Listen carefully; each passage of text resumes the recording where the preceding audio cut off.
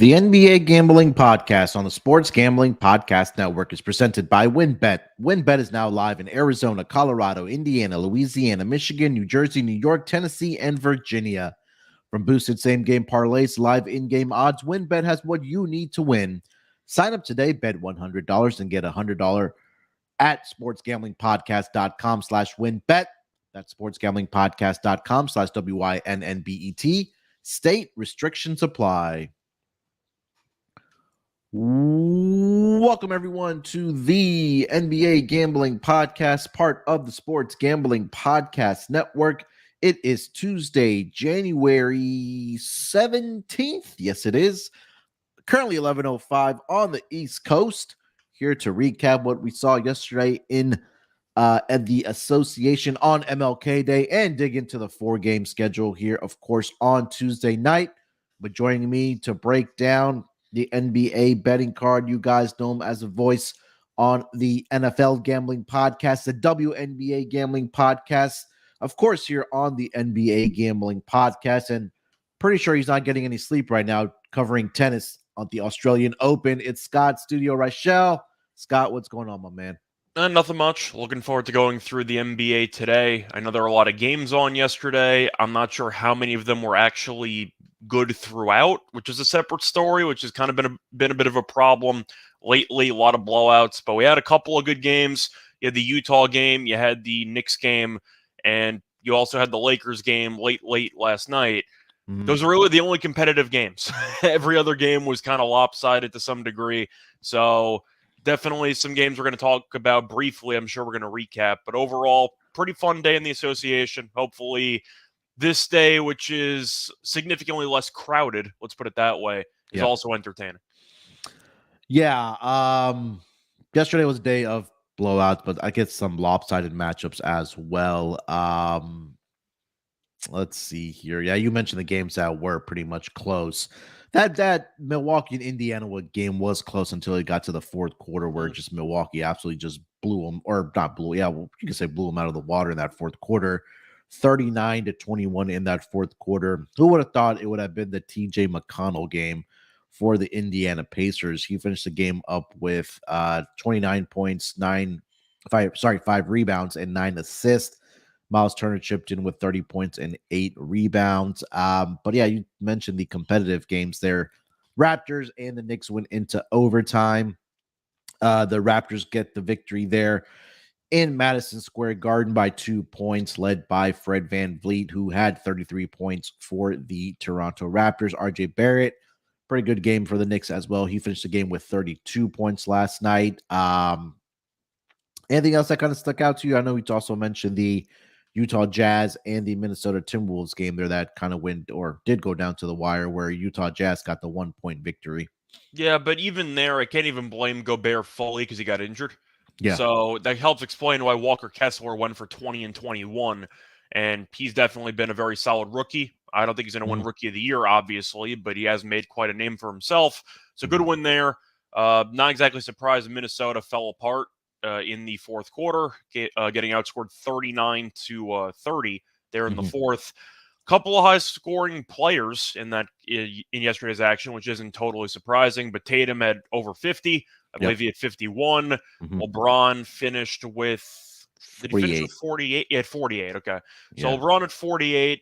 Curry at 41. You had a couple of really just impressive scoring performances. I'm not sure if any of them really surprised me. I guess Tatum surprised me, even though I thought he'd have a good game, just because 50's 50. Was I shocked that Houston couldn't guard LeBron? No, I was not exactly surprised that LeBron got whatever he wanted. The main surprise in that game, though, for me was Şengün, who I still love as a player. I wasn't expecting 33, 15, and 6 with 4 blocks. You think Houston actually plays through him from now on, or do you think that Jalen Green and Kevin Porter Jr. are just too much of, let's say, ball hogs? Let's put it that way. That Şengün will never actually be able to run the offense through him, because I think we can agree Houston looked like its best version when Şengün was the first option. Yeah, and I think that's really what's been the consensus for Rockets fans, is that they need to play through Şengün, because they're starting to crown him as the name of Baby Joker as far as what we've kind of seen from Şengün this season. So I think, yeah, that he's really going to have to be the guy that the offense is going to have to run through. I think for the Rockets, what's going to happen, and what's I think will happen is that they'll keep Silas through the end of the season, secure that bottom three worst record, let him go, bring in a head coach that will have a top three pick, plenty of cap space, and then players that he can build around with. Like you mentioned, Şengün, I think should be the primary guy on offense. You have Jalen Green, and then Jabari Smith. I think everybody else is pretty much expendable for the Houston Rockets. I don't expect Kevin Porter Jr. to be back next season. Eric Gordon should be moved. We've been hearing about that move for about 3 seasons now by the trade deadline. But yeah, I think Şengün looked great last night, and the numbers speak for himself on what he's been able to do for this Rockets team. I mean, look, 33 points last night on 14 of 17 shooting. He also grabbed 15 rebounds. The one thing he does need to work, and I've talked about this a lot, is that he just needs to stay out of foul trouble because he just commits silly fouls. But yeah, Scott, when he is on the floor, the offense looks a lot better, and he's a guy that can, run the offense for you, make the smart decisions, and finish around the basket at will. Yeah, it definitely seemed like he was just a matchup nightmare for the Lakers. It helps when Anthony Davis isn't playing, but the point is, Yeah. you just saw Şengün. I can't say go toe to toe with LeBron, but he did a hell of a job. He looked like the second best player on the court in the game, and that's really all I can ask for a young player like Şengün. I'll ask you though the same question. You have any takeaways from yesterday's action? Because I kind of mentioned the main say player performances that were worth noting. I mentioned how most of the games weren't that competitive. Did anything else stand out to you? No, I mean, I think that kind of went the way that I thought it would. I mean, just to kind of recap the picks, I think we can kind of mesh it together. I thought Memphis would come out and just split them in that first half. Unfortunately for them, it happened in the second half, where they just outscored the Phoenix Suns. What was it 68 to like 20? Sorry, 41. So they took care of business there. Phoenix is, again, we've talked to volumes about Phoenix. Even if they do get healthy, what's the direction that they want to go in? Yeah, nothing else really kind of stood out to me. Milwaukee, yeah, we touched on Milwaukee. I thought Cleveland would take care of business yesterday as well, being at home. New Orleans It took a while for yeah, Cleveland, it really took that fourth quarter for them to pull away from the Pelicans. But the Pelicans, and I mentioned this on the pod yesterday, is that without Brandon Ingram and Zion Williamson, if CJ McCollum has a bad game, it's always a mystery, who's going to step up on any given night without their top two players. And if you kind of just look at their schedule since Zion left, the teams that they've beaten are below 500, right? And I mentioned the Wizards, the Pistons, and the Rockets that they've beat, but other teams that are above 500, they've lost. They lost the game to, right? The Cavs, the Mavericks, the Nets, with Kevin Durant at that point, and then the Sixers and the Grizzlies. So I think that's something worth noting, that if Pelicans are playing a team below 500, they take care of business. But when it step up to better competition without their top two guys, I think that you probably want to at that point probably want to fade them. But other than that, I think that, yeah, everything kind of played out the way the games did. I think for the Warriors, it was a telling sign that did have Curry go out there on a back-to-back night because they know they needed a victory on the road. They finally, do get a road victory.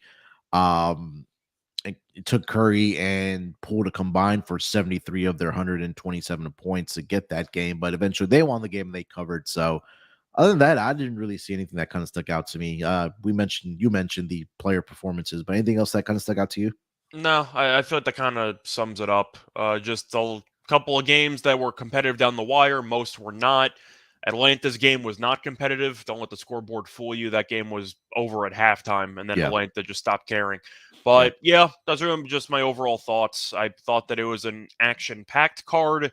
Mhm. The issue was there weren't many competitive fourth quarters. Yep, I agree 100%.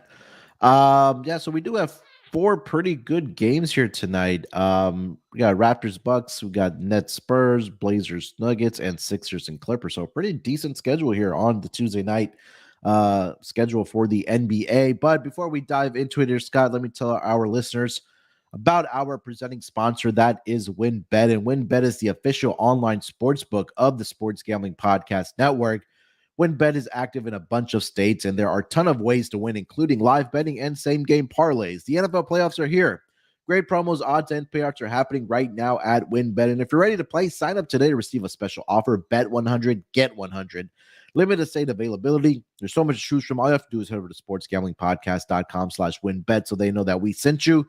That's sportsgamblingpodcast.com/WINNBET. Offers subject to change. Terms and conditions at winbet.com. Must be 20 years or older and present in the state where playthrough WinBet is available. If you or someone you know has a gambling problem, call 1-800-522-4700. All right, Scott, let's get into this Tuesday night schedule with the first game on the board. That's going to be the Toronto Raptors and the Milwaukee Bucks, both of whom did play yesterday and won their respective games.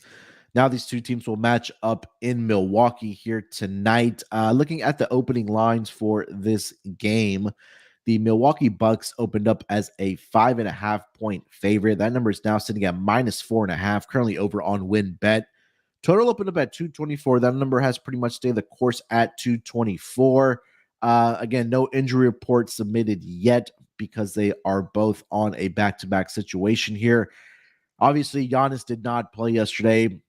From what I am reading, I think he should be able to go here tonight for the Milwaukee Bucks. I'll try to see if I can find some more information on that. But Well, it feels that way, doesn't it? Because the spread is 4.5. Because of the back-to-back. Yeah.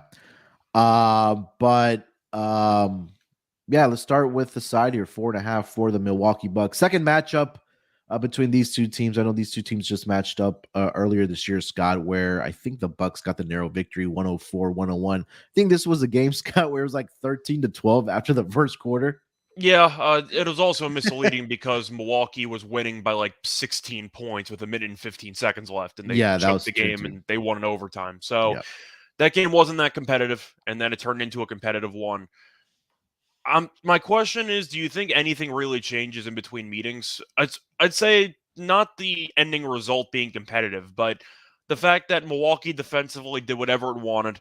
Toronto couldn't hit a shot for the entire game. And you're looking at the actual length that Milwaukee has compared to Toronto. And yes, it was a nice win by Toronto yesterday against the Knicks. They've matched up well against the Knicks pretty much all season long. But you're looking at the actual stats for that game that Milwaukee won 104-101.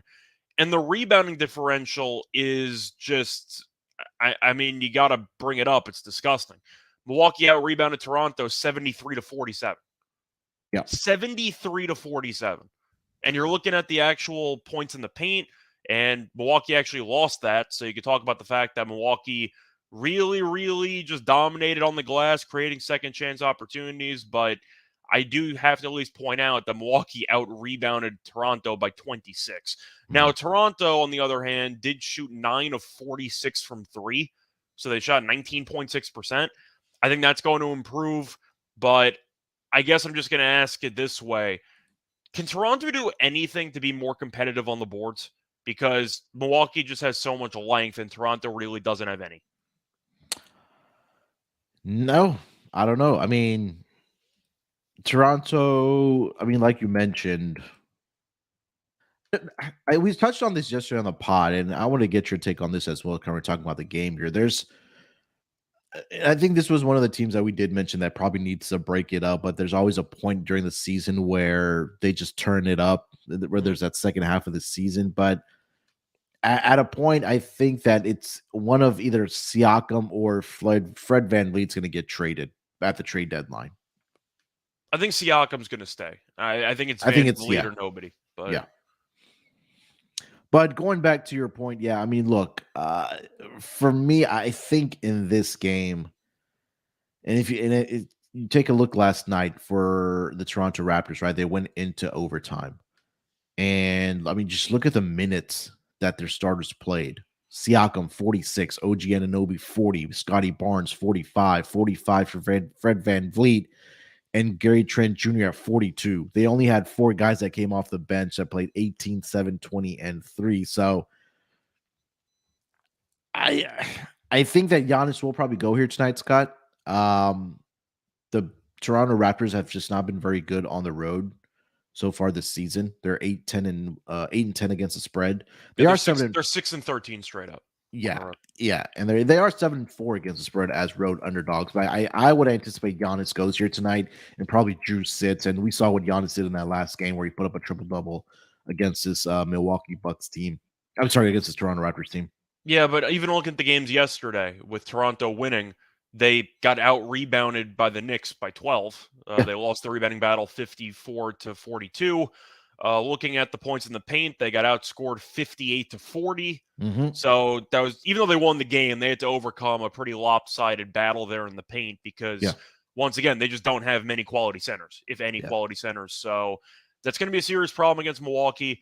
Now, Milwaukee did kind of get pushed to the brink there against Indiana. As you mentioned before, that game was close. They were losing for most of the game, and then the fourth quarter came around and they smacked them 39-21. Yeah. I guess maybe I'm a bit concerned about the guard defense at the moment when you're giving up 29 points to TJ McConnell.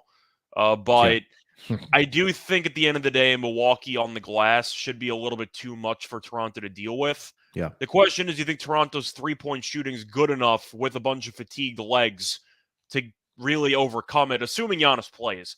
Yeah. I just can't keep looking at the rebounding numbers and really expect Toronto to win when you're just looking at Portis and Lopez and probably Giannis. How do Yes. they not win the rebounding battle by at least 15 in this Yeah, I game? mean, you took that look at matchup earlier. I mean, it was a very, very bad shooting game, but you had three guys, those three guys that you just mentioned, all three of those guys had double-digit rebounding and finished the game with double-doubles. So I think you're spot on where that they should have an easy time rebounding the basketball here due to the Milwaukee Bucks over the Toronto Raptors. But again, this is something that we've talked about over the past couple seasons that Toronto still doesn't have a true rim protection or a guy that can rebound the basketball for themselves. So I think that's where the advantage is going to be for the Milwaukee Bucks here tonight on the boards. And like you mentioned, that's kind of been the theme for the Toronto Raptors. Yeah, and I think for the total itself, so I guess I'm going to lean Milwaukee. Yeah, I think pending Toronto on could, Giannis, right? yeah, of course, Yeah, depending on Giannis, because even if, Giannis might be a little bit rusty for a quarter, I'm not sure how much of it's going to matter because I don't think Toronto can stay in front of him. But yeah. everyone's going to be exhausted. Giannis didn't play yesterday, so he should be well rested. But Hmm. I'm also looking at the total in this one. I have to like the under. You Okay. have two teams that had to use their starters for a decent amount of time yesterday. Hmm. Milwaukee was in a competitive game throughout. I know that they ended up winning by double digits, but that game was competitive. And Toronto, as you said before, played a bunch of their starters 45 plus minutes, give or take. Yeah. And you're looking at the actual history between these teams. To go through the recent meetings, 4 of the last 5 meetings have had less than 210 points. Yeah. You had 205 that went to overtime last Hmm. game. 199, you had 228, you had 190, and you had 206. So I see a lot of low scoring games between these teams. I'm not surprised. They both play physical defense. They both are, I can't call it a rivalry game, but these teams definitely have matched up very tightly in the past. Yeah. I like the under in this game. I think the total's too high. Yeah, I forgot to mention on back-to-back situations this season, Toronto 4-2 against the spread, Milwaukee 4-0-1 against the spread. Could be 5-0, just depending on where you got that number. Also on the total, like we're talking about right now, on back-to-back situations, Toronto 4-2 to the under, and Milwaukee 4-1 to the under. So some indications there and some trends that are pointing towards the under in this game. Yeah. Also, Uh-huh. Go ahead. just to mention some trends as well for the under. The under's 10-2 in the Hmm. last 12 meetings in the head-to-head. The Raptors have done well historically ATS. They're 5-1 ATS in the last 6 meetings, and they're 5-0 in the last 5 meetings in Milwaukee. I'm not sure how much of that matters when half your team might need an oxygen mask to actually, breathe after the second quarter because you played everybody 40-something minutes. But I do like the under in this game. That's probably my favorite play in this one. Even with the awful shooting that we saw in the first meeting, Hmm. you can tell from the first quarter on where the defensive intensity was really, really just noticeable early Yeah. on. And yes, both teams couldn't shoot to save their lives. But the point is, I do think the defense forced the offense into some questionable possessions. And once again, a reminder that Toronto decided to wake up in the final 15 minutes. Game went to overtime. But in reality, that game could have easily have finished below 200. Like that game should have finished somewhere in the 190s. Yeah, I agree 100%. Any player props that we are looking at this game? We talked a lot about the rebounds here, but what kind of sticks out to you if you have any player props that you do like here, Scott? Well, I think you got to go back to Bobby Portis double-double. You can talk about Lopez blocks, the usual suspects. Maybe Giannis, but of course you're not going to find out what his number is, and I'm wondering how sharp he's going to look. Yeah. But I do think you're going to end up seeing the main three guys from Milwaukee just kill them on the glass. Mm-hmm. And that's what we saw in the first meeting. I don't really see much changing. Portis we saw go for 21 and 11 yesterday. I like him to go for a double-double. Besides that, I'm trying to think of what I like for Toronto. Maybe Van Vliet threes solely just for volume, even though he hasn't been that efficient with the threes lately. But I think it's mostly just Milwaukee rebounders because we know Toronto cannot stop anybody on the glass. And Milwaukee's one of the best rebounding teams in the league. I agree. All right. Let's get over to the next game of the night. It's going to be your Brooklyn Nets in San Antonio to take on the Spurs. Looking at the opening lines for this game, the Brooklyn Nets open up as a 6-point favorite. That number's now been bet down to -5.5. Total open up at 235. That number's now sitting at let's say 232 at most books. Looking at the injury report for both of these teams, for the Brooklyn Nets, pretty clean injury report. Obviously, we know about the news of Kevin Durant. For the San Antonio Spurs, Doug McBuckets is questionable here tonight with upper back tightness, and we know Devin Vassell is going to be missing some time recovering from the left knee procedure. First couple games here for the Brooklyn Nets, they look like they not look like, but they have struggled on the offensive side of the basketball, especially when you lose a guy like Kevin Durant, one of the best offensive players in the association. Their last two games, they've scored 102 against the Thunder and 98 against the Boston Celtics. But now, Scott, I think we get to find out if that was just adjustments that they were kind of going through without Kevin Durant going up against the San Antonio Spurs, who, let's face it, are the worst defense along with the Houston Rockets in the association this season. Let's start with the side. We'll get over to the total and the player props as usual, but let's start with the side here, Scott. -5.5 for the Brooklyn Nets on the road against the San Antonio Spurs. I think I'm going to lean San Antonio in this one. Now, the Spurs are not a good team. We've talked about them time and time again. They are competitive at times. The Nets, I still think, are going to have to work through it without Durant, and you can tell offensively they have really just not been clicking at all. Boston, we know, is a great defensive team. That happens. It was a game that mattered. Jaylen Brown didn't play. But still, you saw that Boston put the clamps down defensively. They've done that at various points this season. The OKC performance is concerning. And I like this OKC team. I think we all do. They're just fun. They're ahead of schedule. They have a lot of young talent. They can't score. Like, Oklahoma City's not a good defensive team. They're just entertaining a shake and go for 35 or 40 at the drop of a hat. But offensively, this team has struggled. Last meeting, Brooklyn killed this team. They won the game by 36. Kyrie had the tip slam that everyone remembers. But I kind of wonder if this game's especially circled on the Spurs calendar, just to try to avenge what happened earlier. But historically speaking, the Nets are awful traveling to San Antonio. They are insanely bad traveling there. I'm trying to remember how many wins they've had in San Antonio since the NBA Finals back in like the early 2000s. Oh. I think they have 1 or 2 wins in San Antonio since. They are historically awful traveling to San Antonio. And as a Nets fan, I could tell you that no matter what happens, they usually lose to the Spurs in San Antonio. Now, San Antonio has been a lot better in years past, so I guess it's not the same comparison. But you can look it up. This team, whenever they travel to San Antonio, is just a walking out every time they travel. So I'm actually going to lean San Antonio. So let's go back to... I'm pretty sure they have like 1 win in San Antonio since game 3 of the NBA Finals or something absurd, or game 2. It's been an eternity. So how far back do you want to go? Let's go all the way back to 1994. Since 1994, Let me quickly count up how many games they played here. 1, 2, 3, 4, 5, 6, 7, 8, 9, 10, 11, 12, 13, 14, 15, 16, 17, 18, 19, 20, 21, 22, 23.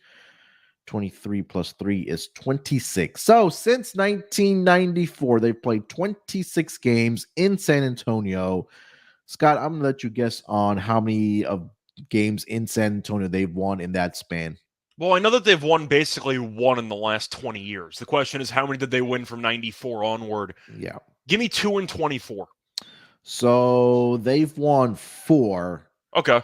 since 94. Now they do have back-to-back wins. They won last season in San Antonio on March 1st, and then January 21st last year, 117-102. So yeah, I mean, God, that was like crazy to see. But I just remember as a Nets fan, Sure, yeah. that was always brought up in broadcast when we were playing against San Antonio. They haven't won here since the NBA Finals. I'm like, don't remind me. It's been 20 years. Like, Yeah. we know we can't beat this team in San Antonio. Once again, the Spurs were the cream of the crop for most of those 20 years. But it does concern me a little bit with the Nets laying 5.5 when this team historically is awful traveling here. But it's also the offense. I think that even though San Antonio defensively is a mess, do I think the Nets can fully take advantage of it? Right now, I'm not so sure they can enough to actually cover this number. And the fact that money's coming on San Antonio, people are betting against Kyrie and the Nets. Yeah. Doesn't that seem like a bit of sharp money there? Because I don't know why anyone would be sprinting to bet on the Spurs. Yeah.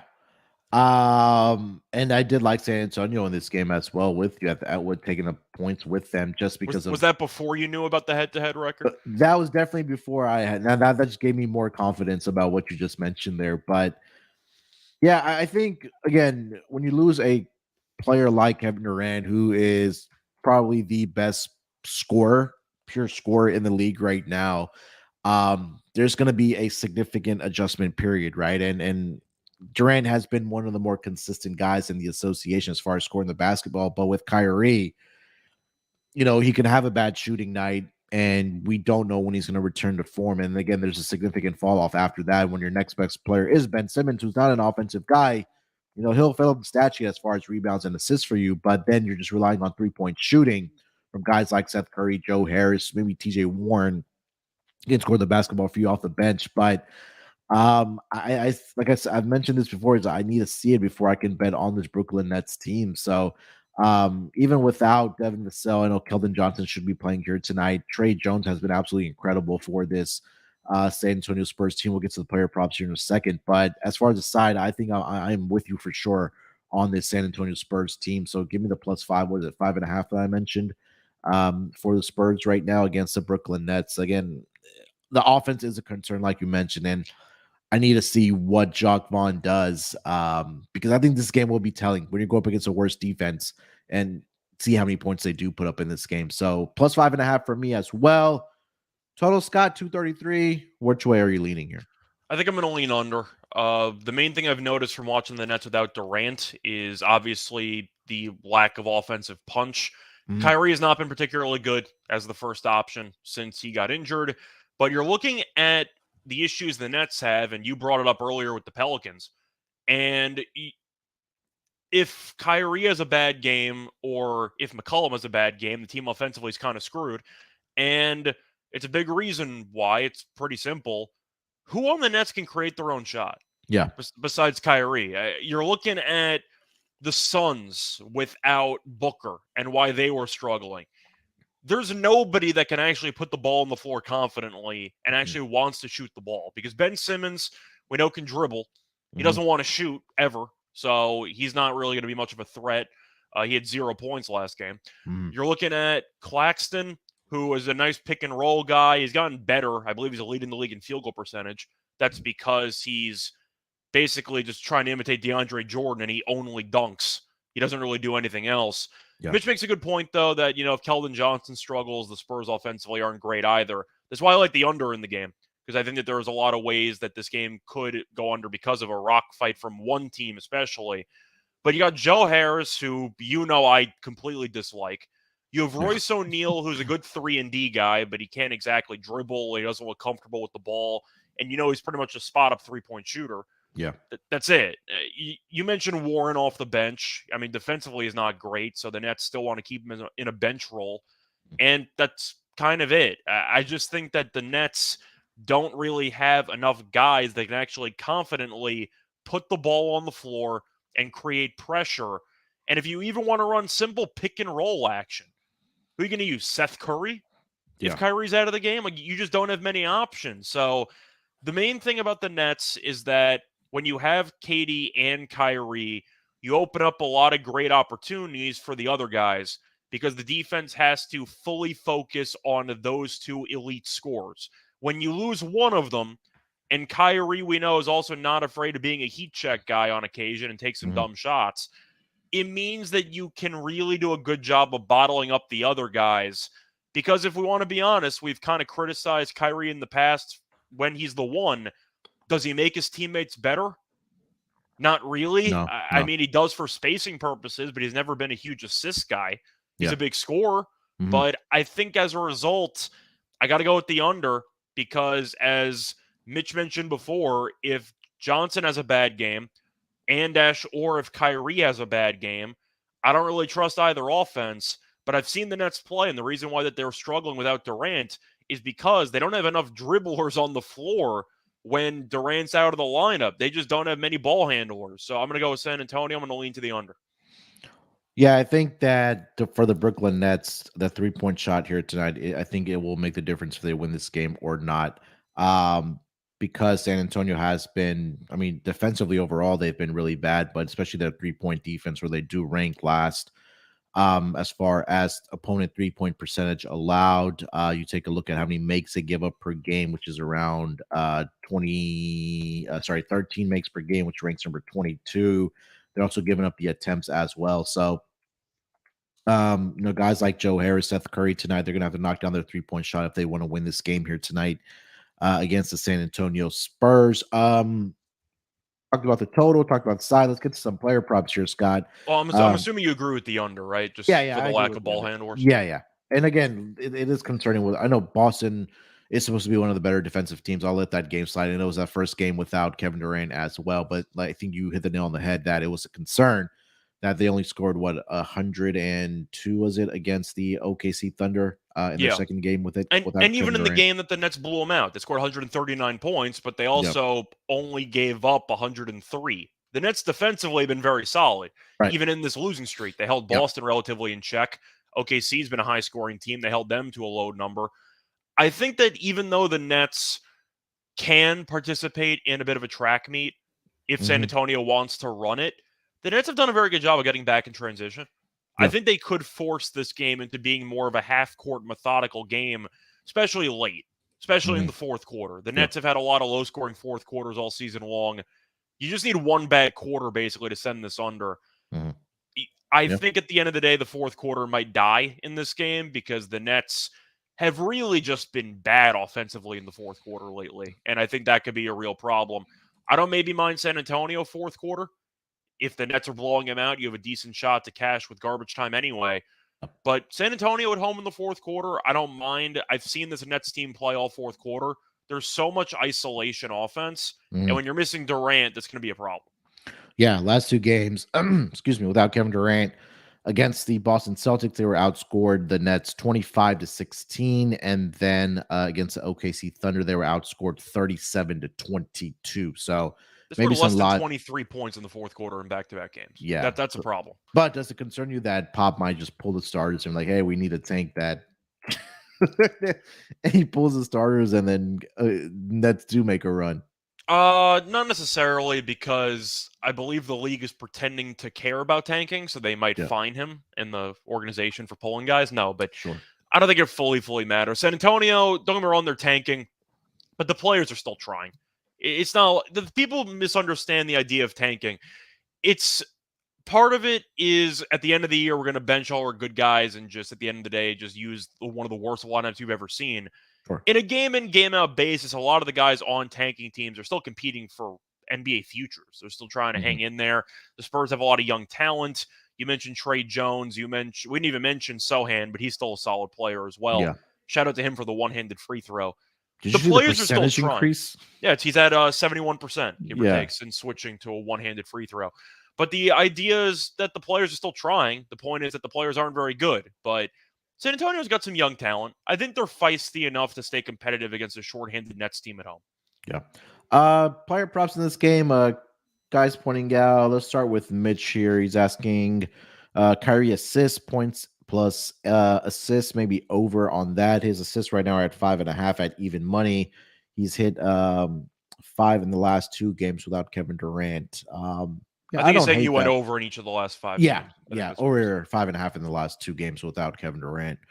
I don't hate that. I think that obviously we know that the ball is going to be in Kyrie Irving's hands to get other guys involved. And again, in a game where you're going up against one of the worst 3-point shooting defenses in the league, I think the opportunity for assists will be there. So I don't hate that. You have any thoughts on Durant? It's even money, so I got to be tempted by the Kyrie assists. I think at the end of the day, with him getting 6 or more in 5 straight games, and now San Antonio's defense isn't good. We also mentioned before he's had 6+ assists, but the Nets can barely even get over 103 points. Yeah. In fact, the Nets have scored less than 109 in each of the last 4 games, and he still had 6 assists in each game. So I like the over there as well. I think that's a good look. I think that there's definitely some value on the assists. As for the other guys involved, I know Ben Simmons said he had to be more aggressive offensively in the next couple games, but his point number is 8.5. I would just look at rebounds and assists for him, honestly. I was just saying, I feel obligated to lean to the under at 8.5. Yeah. I mean, he's not even looking at the rim. He Yeah, can't he's hit a not. free throw to save his life. I wonder how much of his game is kind of Nick Anderson-ish, where he's so afraid of missing free throws that he doesn't even bother trying to go to the line. You know, like Yeah. I wonder how much of that's mental, where he doesn't even look at the rim because if he gets fouled, he knows he's going to miss, and that kind of prevents him from even attempting shots at the rim. Do you think that's connected? Do you think that's completely just unrelated, pure coincidence? Because it really does feel like he's afraid of contact whenever he has the ball. Yeah, I think that.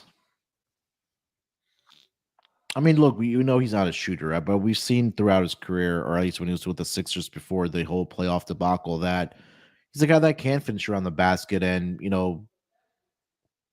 get those layups and dunks. And I think that he's been playing well for the Nets. And I think you can attest to this watching Nets games that we've seen flashes of where he can distribute the basketball, rebound the basketball, get down the floor in transition. But I think that if he's able to, get downhill and get to the basket, and even if you do get to the free throw line, I think that just kind of gives him confidence about trying to finish around the basket. But there's something that he needs to contribute offensively. I think that even if he gets 6 to 8 to 10 points a night for this Nets team, that's something versus where he's hasn't been scoring at all, right? I mean, the one game without Kevin Durant, that again against Boston, he did have 9 rebounds and 13 assists. So it's not like he's not impacting the game. It's that he's gonna have to find ways to at least score the basketball. I mean, we're not asking him to go out and put up 15 points per night. Even if he gets 8 to 10 points, that's something rather than nothing. But I think going back to your question, it might just be coincidence, but I don't know, man. I think that he needs to, yeah, obviously he said that needs to be more aggressive, but we'll see. I'm just going to ask because I went through the numbers, which I had to confirm for myself. In the last 14 games, Mm-hmm. do you want to guess how many free throws Ben Simmons has made? Without looking. I don't think you're ready for this information, but I'm just going to give it to 14 games? 14 games. I'll Decent say sample size. I know he's been injured for a couple games, but 14 with him playing, ignoring the injured games. I'll say 2. Okay. He's made 1 Okay. in the last 14 games. Okay. Do you want to guess how many attempts he's had in those 14 games? So he's made 1. Okay. He's made 1 and he's attempted 14. 13. All right. Good guesses though. Yeah, pretty good. In his last 14 games, he's 1 for 13 from the foul line.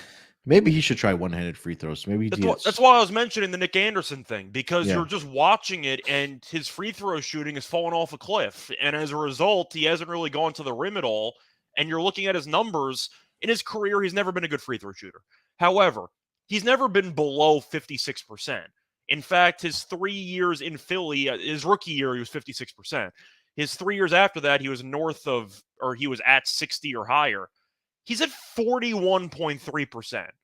Yeah. He can't shoot from the foul line. And I feel like most people know who Nick Anderson is with the Magic and that whole situation that happened in the 90s. Yeah.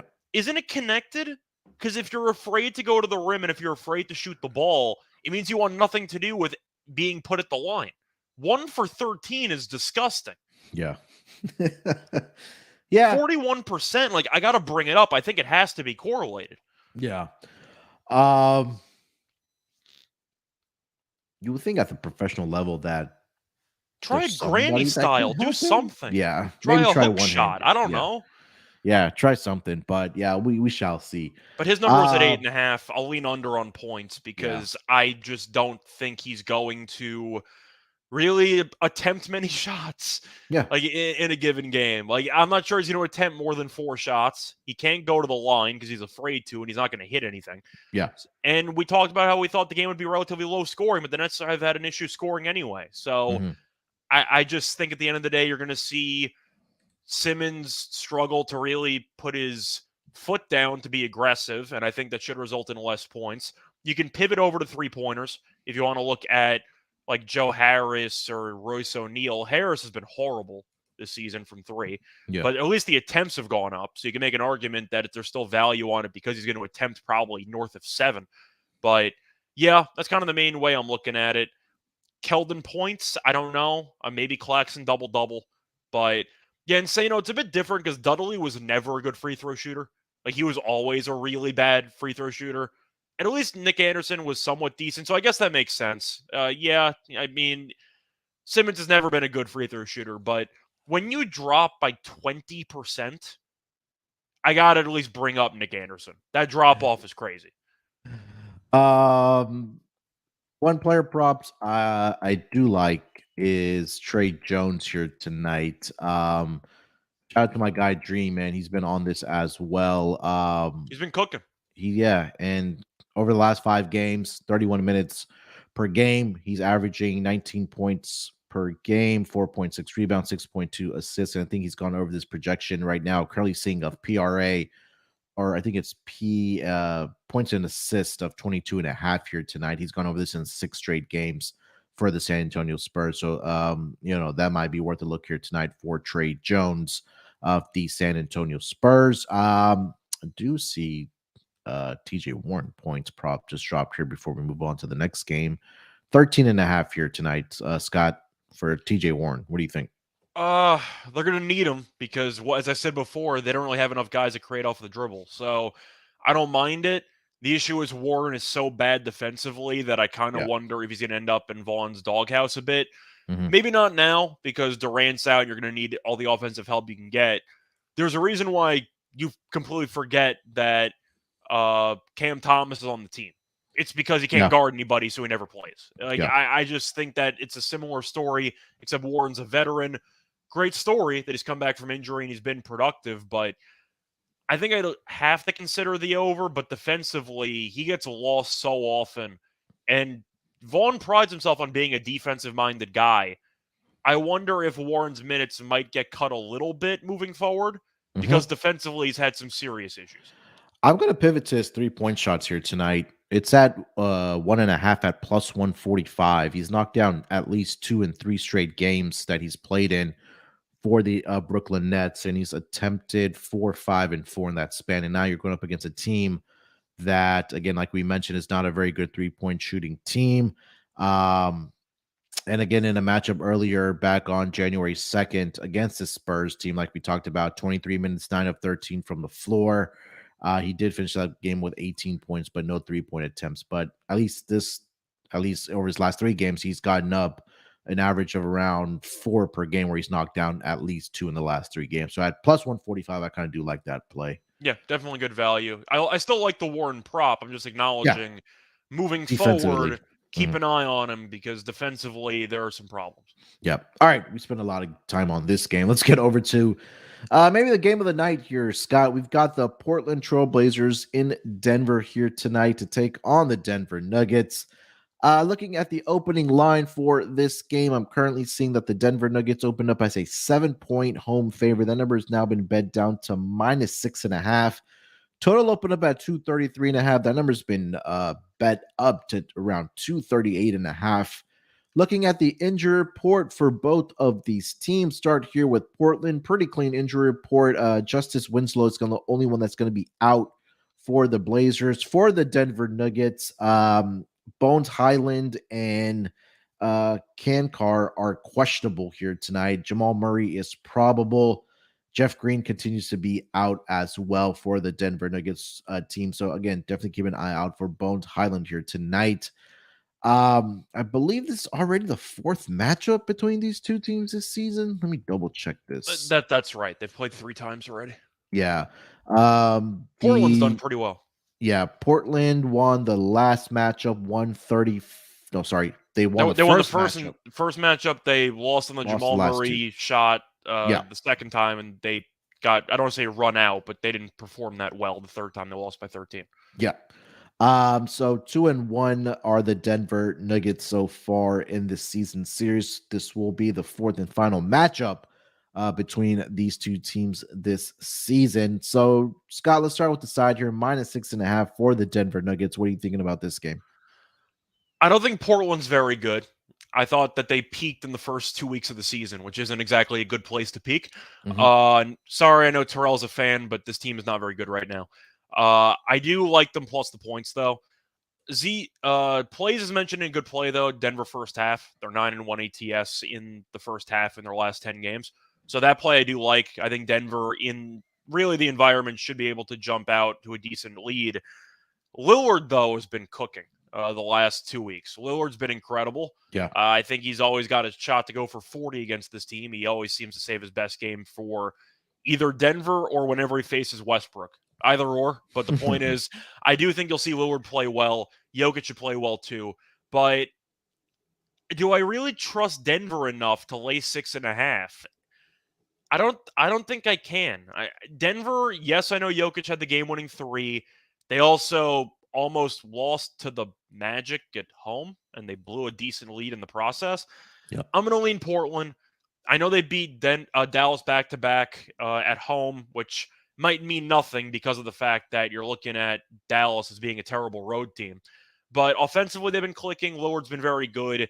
We saw the first 2 games this season. Just Portland's played this team close. I think they match up relatively well.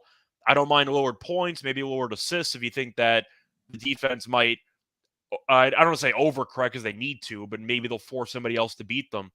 I'm hoping that the trio of Lillard, Simons, and Grant are good enough to remain competitive in this game. The over, I guess I'm leaning to as well, but that's kind of disgusting. Yeah. I think I'm just going to go with Portland plus the points. That Denver first half, I don't mind. But this game does seem like it's going to be a nail-biter, and the fact that Denver's supporting cast with Jeff Green being out, Highland's questionable, Jamal Murray's been banged up lately, I do wonder if the lack of a quality supporting cast might hurt, or a deep supporting cast here. I'll lean to Portland, and money's come in on Portland, which I think is kind of telling. Give me the Trailblazers plus the points. Yeah, full game. I agree with you about the Portland Trailblazers here. I don't like this team, but they match up relatively well. Yeah, they do. I do like the Denver Nuggets in the first quarter. They're like ZS Plays was mentioning that they are 9-1 against the number in the first quarter over their last 10 games. I know it's first half that he said. Oh, it's the first half. Yeah, I see first quarter as well, and then let me check first half here. I'm assuming that they're still very good in the first quarter, but yeah, for sure. First quarter was 9-1, and first half of their last 10 at home, they're 8-2. So okay. Overall 9-1 as well in the first half spread. So yeah, he's spot on there. So I think that Denver will get out to a lead early, and then I think that we'll see in the second half that Portland will make this a game. So I'm gonna I'll lean with you as full game plus 6.5. But again, I do like Denver early and often. That has really been a cash cow Denver first quarters. And the numbers are kind of speaking for themselves, right? Denver in the first quarter, their defensive rating is number 2 in the entire league, right behind Memphis at 99.6 as far as defense. Net rating, they're number 2 in the first quarter over the last 10 games, right behind Philly. And then you take a look at Portland's first quarter defensive rating. They're number 25, where they are one rating of 120.9, and they have a negative net rating in that first quarter due to the Portland Trailblazers of minus 16.3. But they get progressively better as the game goes along. So I would look at Denver first quarter, first half, and then I think the Blazers do make this a game in the second half. Mitch pointing out, yeah, Damian Lillard has been cooking against this Denver Nuggets team this season. He's averaging 35 points per game, 9.3 assists, 5.7 rebounds. He's had 31, 40, and 34 this season against the Denver Nuggets. You said you're leaning towards the over. I would probably, again, shrink it to first half over as well for this game here, Scott. First half, first quarter. Yeah, first quarter, yeah. So I think that's where my money is going to go. Do you have any thoughts? You already mentioned the full game over. I think you're in agreement about first quarter and first half as well? Yeah, I think you're going to see a track meet early on. I think Denver should be leading at the half.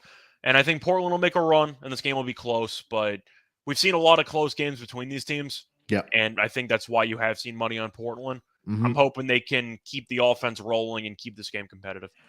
Yeah, just to put it in perspective here, last 10 games in the second half in particular. I'm trying to pull up these numbers here. Let's get to some player props and I'll try. Oh, here we go.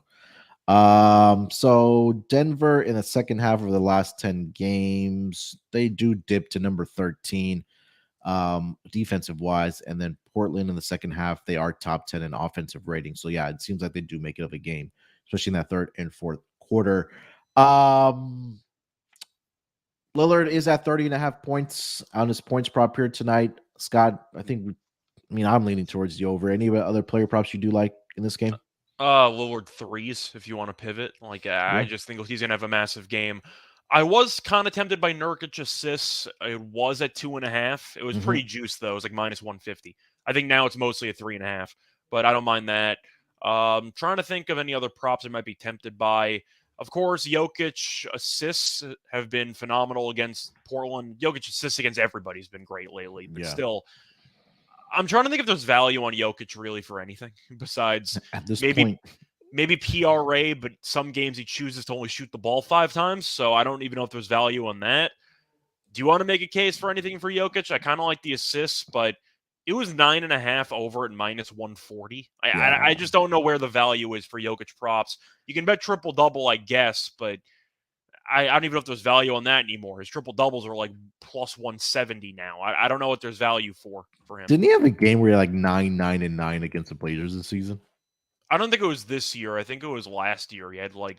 it was the first game this season. It was the first game. Okay, yeah. I wasn't sure. He had 9 points, 9 rebounds, 9 assists. Yeah, I mean, he's had back-to-back games or last 2 games against the Denver Nuggets. He scored 29 and 33. So I don't know if you want to look at a points prop. Against Portland, you mean? Yeah, sorry, against Portland. 29 and 33 did the Joker. He's been on the cusp of getting triple-doubles. It's like he's falling one like short. Either a 2 rebounds short or an assist short, or like in that first game a point and a rebound and assist short. So maybe I respect it and I hate it because on one hand I want him to kind of stat pad it, but on the other hand he doesn't care enough to actually stat pad. I know he was getting close to averaging 10 assists per game. I know the rebounds are there, obviously. Let me see. Yeah, he's at 9.8 assists right now. He's close to averaging a triple-double on the season. Last 5 games, he's averaging a triple-double for sure. 18, 12, and 11. And then, Scott, anything else for this game? Not really. I thought about maybe Michael Porter Jr. Rebounds and assists under 6.5. It's a low number, but we know he's never passing the ball. So the question is, can he get rebounds? You're looking at the numbers for Porter. He really hasn't done much lately with rebounds and assists. Is the reason why I don't really like him much as a player. Yeah. It's because defensively he's not any good. He's gotten better, but he's still not great. And offensively, he's a chucker. Can we call him that? He's never looking to pass the ball to anybody. No. So I was kind of looking for him as well, under for rebounds and assists. But Lillard assists, I think, is 8.5 at plus money. I don't mind it. I kind of wish we can go back to when it was like 6.5 because eight and a Yeah. half is a little bit high. Yeah. It's kind of like Morant now, where his assists are high, and you're like, I like his assists, but I'm not sure I like it at that number. Do you maybe consider Lillard double-double and just hope that Denver eventually overcommits to stopping him? I just don't know. But Lillard assists, I feel like, is priced pretty sharply. Mm-hmm. I think I'd Yeah. rather just take the points. Yeah, he's at what 11, 8, and 8 against I believe Denver so. this season. Or like, yeah, 12, 8, and 8 or something. Yeah, let's see here. Yeah, 12, 8, and 8. So yeah, I mean, I think I'll probably be more confident in either his threes or his points here tonight as well. Yeah. All right, Scott, let's get over to the last game of the night. It's going to be the Philadelphia 76ers in LA to take on the Los Angeles Clippers. Looking at the opening line for this game, currently seeing the Philadelphia 76ers open up as a 1-point favorite. That number is now flipped to -1.5 in favor of the Los Angeles Clippers in this game. Seeing -2 right now on the Clippers. Total opened up at 223. Sorry, total opened up at 227. That number's been bet down to 223 currently. Looking at the injury report, and maybe there's some news that came down because this number has moved. Let me get the updated injury report here. Is Paul George alive? Is that the yeah, change? I think yesterday I saw that he was practicing for the Clippers, but he's officially questionable here tonight. So I think that's what may have moved the line here. Dealing with right hamstring soreness, but I'm assuming he's going to play. It seems like the yeah. Giannis situation, he's missed some games, but the line is suggesting that you're going to see some return to the starting lineup. So Yeah. I expect Paul George and Kawhi to play together, which is why you have seen some movement. Mm-hmm. Do I care that much about Paul George coming back? I think it matters, kind of, but is he going to be rusty? I think Maybe. so. Like, we don't know. I mean, I find it fascinating that Paul George comes back, money comes in on the Clippers, and the total drops about 4 points. Yeah. Isn't that a little bit bizarre? Yeah. Last time he played was in that blowout game against Denver where they lost. He played 14 minutes. He was 1 of 9 from the floor. So he hasn't played in about 11 to 12 days, or he's missed the last 5 or 6 games for the Clippers. So yeah, I expect some rust from Paul George here tonight. But let's start with the side here. Guess you're leading with the Sixers. You're -1.5 in favor of the Clippers here, Scott. What do you think? I think it's pretty tricky because they played a couple weeks ago. The Clippers were dominating at half. They were up by 12, and then they fell apart. Philly in the second half killed them, outscored them by 17. Embiid went for 44. I don't think that's going to change. I don't think anybody on the Clippers can guard him. Harden had a 20-point, 11 rebound, 21 assist triple-double. So he loves playing against the Clippers. For player props, I'm going to have to like Harden over for assists. It's at 10.5. I don't care. Yeah. He had 21 last head-to-head meeting. For Embiid points, I got to like the over as well. For the Clippers, though, I can understand why money's come in on the Clippers because they did fare well in the first half, and Philly's a much better home team than road team. Mm-hmm. I still don't think the Clippers are very good. I've been very vocal about this all season long. Kawhi and Paul George playing together is, I guess, fun for some people. But you're looking at how they've done this season. They have barely been on the court together. I mean, there's really not much else to add. And I think that Philly's a better team right now. In the playoffs, I'm not exactly sold on either of these teams, but I think I'm going to have to lean to Philly because I don't want to lay points with the Clippers. Do you? Yeah, I don't. You're right. They just haven't been very good. I mean, you take a look at some of the teams that they have played over the last handful of games. Okay, they beat the Rockets, whoop-de-doo. Lost to Denver, lost to Atlanta, lost to Minnesota, lost to Denver. They did beat the Dallas Mavericks. So again, that's a motivational spot, I think, for them with all the playoff history against Luka and all that stuff. But they're very limited offensively, I think. That's why money's coming on the under. I mean, yeah. So I think I'm going to go with the more healthy team, the team that's in rhythm right now. I know they barely beat the Lakers the other night, but it's not a travel situation, them being in LA. So they've had a night or two off here. James Harden, for whatever reason, like we mentioned, likes playing against this Clippers team. I think that Joel Embiid should have success inside. I don't think Zubac will be able to stay with him. And if he does, I think he'll get into foul trouble. So I think that I'm going to go with a more balanced and healthy team here. I like the Sixers here plus 1.5. Yeah. If you also want to look at Harden's assist numbers, the last 6 games against the Clippers, 21, 7, 13, 15, 7, 14. It's a lot of assists. It is. He's also had double-digit rebounds in 5 of the 6 meetings, but I wonder how much of that. 4 of those were with Brooklyn, and they didn't exactly have a true center. Yeah. Because they ended up using DeAndre Jordan or his corpse for a decent amount of those games. But maybe Harden rebounds. If you want to make a case for triple-double, I wouldn't mind it because he had it last time out. But I got to look at Harden assists. 21 assists. Like, I don't think that the Clippers are suddenly going to be able to stop him. Yeah. Trying to see what his triple-double number is. I only saw it for, I think, in this game. Let me see. I'm going to see what I can find. I'm assuming Plus it'll be 750. Yeah, that's where I was going to guess, somewhere in the 700s. Yeah. PRA is James Harden. I like how they have the triple-double number out, but they don't have the actual, the reasonable PRA. stat. Yeah. Yeah. I think I'd consider taking a flyer on triple-double. Like 750 for a guy who's done this well against this particular opponent. Yeah. His rebounds and assists are at 16.5. That sounds very short because we're just expecting him to get like 11 assists. Yeah. And then, I mean, he's been getting the rebounds as well. So I think, I'm going to add that to my card. I think that's a little low for Harden. Yeah. Touch on the total with both. I think like the under here. I think we're both on the Sixers. Any other player props you want to mention here, Scott? Well, I already mentioned Embiid. I already mentioned Harden. Besides that, Zubac unders probably. I expect him to be in foul trouble throughout the entire game. Yeah. I just don't know how Zubac is supposed to guard him. You're looking at Embiid and what he does well. You can call him a foul merchant, whatever you want to call him. The point is, it's effective. And Zubac is going to really get killed in pick and roll. Like, yeah. I don't know how he's supposed to manage to stay with Embiid and then switch on to Harden. Don't you just assume that the Clippers have to try to kind of just accept Embiid killing them, go maybe a little bit smaller and just try to use the break a bit more? Because I don't think they can stop either guy. And you're looking at how Zubac did in the first meeting against Philly this season, and he went 3 for 3, which is nice. He only had 7 points, so he really didn't do much in general. But in pick and roll coverage, like, how are they not just going to pick on Zubac the entire game? Yeah. Yeah, I think James Harden probably puts him in a blender here tonight. And again, that last game, both Harden and Joel Embiid just went off. Embiid finished that game with 44.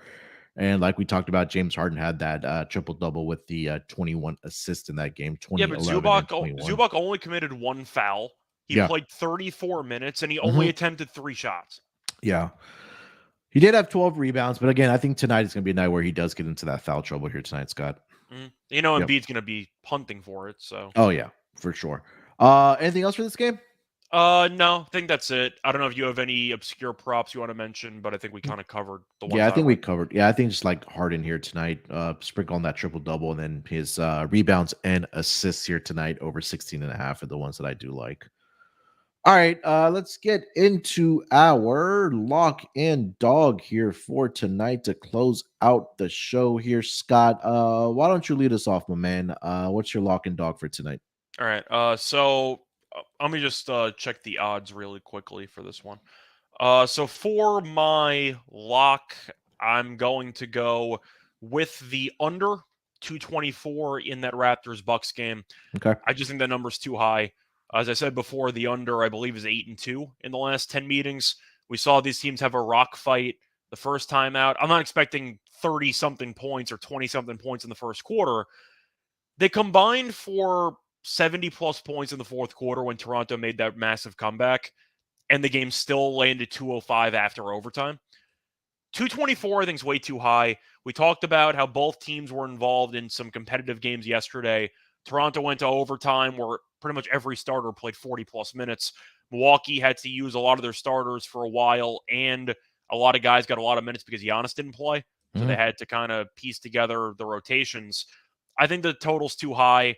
I'm expecting another defensive slugfest in this game. I like the under. I think this number is too high. So give me the under 224 in that Raptors-Bucks game as my lock. Okay. For my dog, I wasn't sure if I wanted to go for a bit of a decent money line dog or maybe take a player prop because I was looking at the Harden assists and it was kind of tempting, but Harden assists has actually no longer been plus money. It was last night. It moved to minus 110. Yeah. That's kind of my bonus prop of the day, so to speak. I like Harden assists, but I'm going to go with the Spurs money line at around plus 185.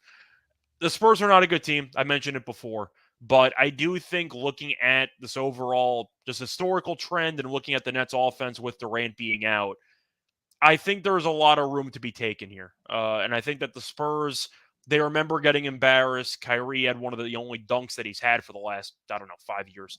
I think the Spurs give a decent performance here, and I think that we'll see the Nets struggle offensively. It's kind of a bit of a bold call because I'm back in San Antonio. But once again, you said they were 4-22, I think, since 1994 in San Antonio. Mm-hmm. I'm going to take the Spurs money line. All right. All right. For my lock, there's a couple ways that I wanted to go. So I gave out 3 because I like Harden assists as well. Yeah, I like that one as well. I'll probably go as a bonus lock with his. So let me start with the first lock then. Harden rebounds and assists over 16.5. Love that. I think both Scott and I are in agreement about that. He's a killer against this Clippers team. Going all the way back to his days with the Rockets. So that's kind of continued when he was with the Brooklyn Nets, and again here with the Philadelphia 76ers as well. So I'll give out rebounds and assists for Harden to go over 16.5. For my second lock, I'm going to go with the Denver Nuggets in the first quarter. -2 is where I'm currently seeing over on WinBet. Talked about how they are, I believe, when I say second in net rating over the last 10 games in the first quarter. Portland, just not a very good defensive team in the first quarter and first half. And I think, both Scott and I said that we expect Denver to be up in the first half. And maybe Portland does make it of a game in the second half there. So I'm going to continue riding that trend. Talked about how they're 9-1 in the first quarter over their last 10 games and also in the first half. So I'll go with Denver first quarter -2 as my second lock in the first quarter. For my dog, I did like the Spurs as well. You can double dog it if you want, or you could take a prop or something. I was thinking about taking the Sixers here because that number started to move to I thought about Embiid -2 35 plus points, but I decided not to do it. Yeah, I'm seeing plus 110 on the Sixers here tonight. Unless you prefer Embiid 35 plus. What's that number?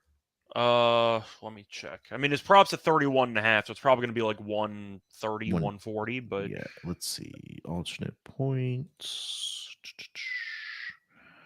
35 plus that plus 125.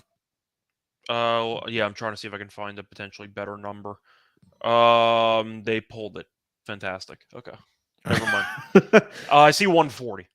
Okay. All right. So I'll go plus 140 for Embiid here tonight. We talked about how we got 44 against the Clippers earlier this year. Should expect Zubac to be in foul trouble here tonight. I know he wasn't in that first game, but Joel Embiid still cooked him. And I think that he'll be able to get whatever he wanted. And right now, Harden and Embiid are just playing at a very, very high level. Embiid, 3 of his last 4 games against the Clippers has had 36 or more points. Sorry, yeah, he had 36, 40, 27, and then 44 of his last 4 career games against the Clippers. So I think that success will continue here tonight. He's been shooting it efficiently as well. So Joel Embiid, 35 or more points here tonight at plus 140. Definitely shop around because there are conflicting numbers out there, or get the best numbers, what I'm trying to say, for Embiid here tonight to cook against the Clippers. All right, Scott, that's going to do it for this Tuesday edition of the NBA Gambling Podcast. Anything else you want to mention before we get out of here? Not really. Looking forward to the card. Hopefully the games are competitive and hopefully make some money. Yep. 4-game schedule, but some pretty good games here on Tuesday night. So hopefully it's a good night for us. Cash some bets. I did go 0 for 2 yesterday in the NBA. Not a very good night for me, so hopefully I can bounce back here on Tuesday. If you did get bingo in the MLK Day contest for the bingo giveaway or the $100 gift card giveaway, you should get an email from Play Action Pool. So definitely look out for that. I know a couple guys already reached out to me, but you should get an email from them.